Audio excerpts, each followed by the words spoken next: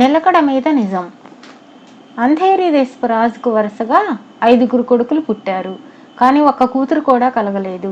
తనకు ఈ జన్మలో కన్యాదాన ప్రాప్తి ఉండదని రాజుకు బెంగ పట్టుకున్నది. మరొక భార్యను చేసుకుంటే ఈ కొరత తీరవచ్చునని రాజుకు కొందరు సలహా కూడా ఇచ్చారు. వారి సలహాను బట్టి రాజు పొరుగు రాజు కూతురైన ఊర్మిళ అనే ఆమెను పెళ్లాడాడు.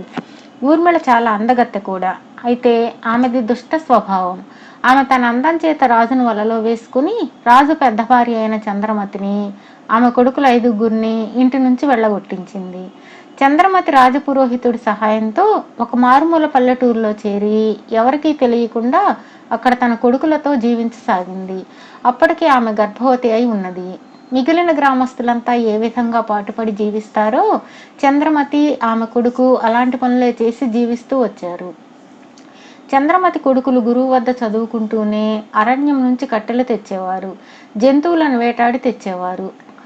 ఆరో కాన్పుకైన ఆడపిల్ల పుడితే తన భర్తకు తనపై తిరిగి అనుగ్రహం ఏర్పడవచ్చునని, తన జీవితం మారవచ్చునని చంద్రమతి కలలు కన్నది. కానీ ఈ ఆశ కూడా భంగమైంది. చిన్నరాణి అక్కస్సు తీరలేదని చంద్రమతికి ఆడబిడ్డ పుట్టే పక్షంలో ఆ బిడ్డను చంపించే దురుద్దేశంతో ఆమె వేగులు వాళ్లను నియోగించిందని, అందుచేత చంద్రమతికి ఆడపిల్లే కలిగినప్పటికీ ఆ విషయం దాచిపెట్టి మగబిడ్డ పుట్టినట్లు 10 మందికి చెప్పవలసిందని రాజపురోహితుడు చంద్రమతికి మనిషి ద్వారా కబురు చేశాడు. ఈ కబురు సమయానికి అందడం మంచిదైంది. ఎందుకంటే చంద్రమతి ఈసారి ఆడపిల్లను కన్నది. కానీ తనకు పుట్టినది మగబిడ్డనని గ్రామమంతటా ఆమె ప్రచారం చేసింది. ఈ వార్త వేగుల వాళ్ల ద్వారా ఊర్మిళకు చేరింది. ఆమె మనస్సు కుదుటపడింది. చంద్రమతి ఆడపిల్లను కన్న కొంతకాలానికి ఊర్మిళ కూడా ప్రసవించింది. మగపిల్లవాడు పుట్టాడు. ఈ భార్యకైనా ఆడపిల్ల పుడుతుందని ఎంతో ఆశపడిన రాజుకు ఆశాభంగమే అయింది. ఊర్మిళకు పుట్టిన కొడుకు జయంతుడని పేరు పెట్టుకున్నారు. వాడు పెరిగి పెద్దవాడయ్యాడు.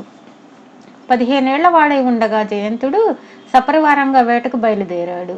కొంతసేపు అరణ్యంలో తిరిగిన మీదట అతనికి ఆకలి, దప్పి కలిగాయి. వాటి బాధను తట్టుకోలేక జయంతుడు ఒక చెట్టు నుండి పండు కోసి తిని అది విషఫలం కావటం చేత వెంటనే స్పృహ తప్పి పడిపోయాడు. ఆ సమయంలో అరణ్యానికి కట్టెల కోసం వచ్చిన అతని అన్నలు 5 అతన్ని చూసి తమ ఇంటికి చేర్చి వాంతి చేయించి తాగటానికి పాలిచ్చి అతన్ని కాపాడారు. తిరిగి కోలుకున్నాక జయంతుడు తనను కాపాడిన 5 అన్నదమ్ములను, వారి తల్లిని, వారి చెల్లెల్ని చూసి ఎంతో ముచ్చటపడ్డాడు. వాళ్ళు చేసిన ఉపకారానికి కృతజ్ఞత తెలుపుకొని తానెవరో వారికి తెలియపరిచాడు. అతను తన సవతి కొడుకేనని తెలుసుకున్న చంద్రమతికి తన దుస్థితి జ్ఞాపకం వచ్చి కంటతడి పెట్టుకున్నది. అది చూసి జయంతుడు వాళ్ళను గురించి ప్రశ్నలు వేశాడు. 16 ఏళ్ల క్రితం తన భర్త తన పిల్లలను ఈ గ్రామంలో వదిలి ఎటో వెళ్ళిపోయాడని, తాను అష్టకష్టాలు పడి పిల్లలను ఎలాగో పెంచుకొచ్చానని ఆమె చెప్పింది. ఆమెకు 6వసారి పుట్టిన ఆడపిల్ల వరదాదేవి చాలా కాలం మగపిల్లల బట్టలు ధరించి మగపిల్లవాడిలాగే తిరిగింది. కానీ ఆమె ఎదిగి వస్తుండడం చూసి తమను లోకమే మరిచిపోయిందని రూఢి చేసుకుని చంద్రమతి తన కూతురికి ఆడదుస్తులు వేయటం ఆరంభించింది. జయంతుడు చంద్రమతి పరిస్థితి చూసి జాలిపడి, అమ్మా, నేను మా ఊరు వెళ్ళగానే నీ కొడుకులందరికీ కొలువు ఏర్పాటు చేయించి పిలిపిస్తాను. మీరందరూ వచ్చి రాజధాని నగరంలో సుఖంగా ఉండవచ్చు అన్నాడు. వద్దులే నాయనా, ఇక్కడే మాకు సుఖంగాను స్వేచ్ఛగాను ఉన్నది అని చంద్రమతి చెప్పింది. జయంతుడు ఇంటికి తిరిగి వెళుతూనే తన తల్లితో జరిగిందంతా చెప్పాడు. చంద్రమతిని, ఆమె కొడుకులను, కూతుర్ని వర్ణించాడు. ఆ చంద్రమతి రాజుగారి పెద్ద భార్యనని ఊర్మిళకు తెలిసిపోయింది. 6వసారి ఆడపిల్ల పుడితే మగవాడని అసత్య ప్రచారం చేశారని కూడా ఆమె గ్రహించింది. అందుచేత ఆమె తన కొడుకుతో, నాయనా, మీ తండ్రి గారి కొలువులో ఒక రాజద్రోహి ఉండేవాడు. నీవు చెప్పేవాళ్ళు అతని భార్య, పిల్లలు అయి ఉంటారు. శిక్షకు భయపడే ఆ ద్రోహి పారిపోయి ఉంటాడు. ఏమైనా వాళ్ళు నీకు ప్రాణదానం చేశారు గనుక వాళ్ళను తగిన రీతిగా ఆదరించడం నా కర్తవ్యం. నేను వాళ్ళ కోసం పిండి వంటలు, బట్టలు సిద్ధం చేస్తాను. ఎవరికీ తెలియకుండా నౌకరు చేత వాటిని మోయించుకొని రేపు నువ్వు వాళ్ళ ఇంటికి వెళ్ళి నా తరపున ఆ బహుమానాలు ఇచ్చేసిరా అన్నది. మర్నాడు జయంతుడు నౌకరు చేత పిండి వంటలు వగైరా మోయించుకొని అరణ్యం సమీపంలో ఉన్న గ్రామానికి బయలుదేరేటప్పుడు ఆమె నౌకరుతో రహస్యంగా, వీటిని మన యువరాజు తినకుండా చూసే భారం నీదే. ఇది సామాన్యుల కోసం చేసిన వంటకాలు అన్నది. జయంతుడు వచ్చి చేరే సమయానికి చంద్రమతి ఆమె పిల్లలు ఇంట్లోనే ఉన్నారు.